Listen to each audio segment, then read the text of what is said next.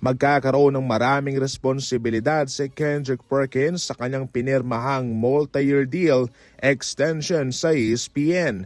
At ngayon mga boss, siya'y magkakaroon ng guesting sa 7 total show sa ESPN. At dahil dyan ay lumaki pa nga yung kanyang responsibilidad.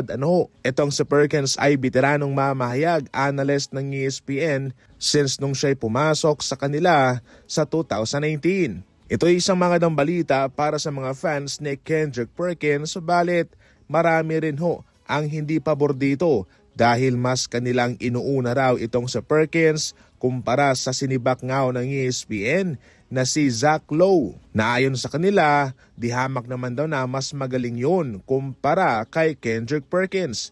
Gayon pa man mga boss, wala tayong magagawa dyan dahil yun mismo ang desisyon ng ESPN. Sa ngayon, heto ang mga show na kanyang papasukan sa ESPN. Ang ESPN NBA Countdown, NBA Today, Get Up, First Take, Sports Center, and Hope Streams.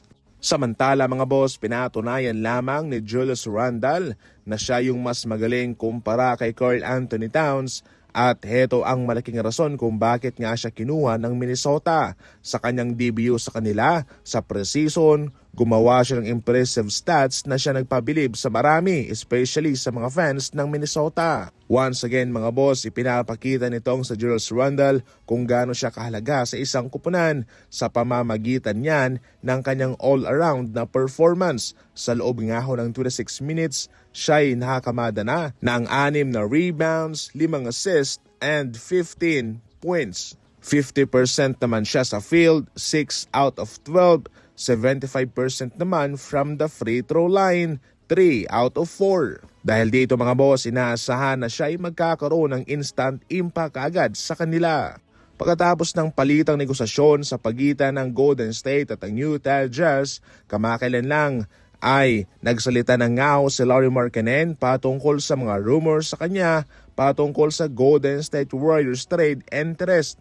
Ayon kay Lauri Markkanen, dahil nga raw sa ipinakitang interest ng Golden State sa kanya, napapaisip siya na mayroon siyang nagawang tama sa kanyang NBA career kung bakit marami ang nagkakaroon ng interest na kunin siya, especially ang Golden State.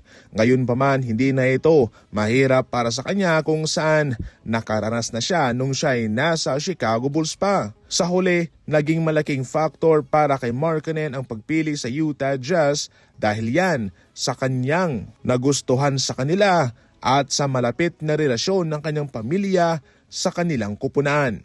So yan ang muna sa ngayon ng ating mga NBA updates mga boss, and as always, maraming salamat po sa panonood.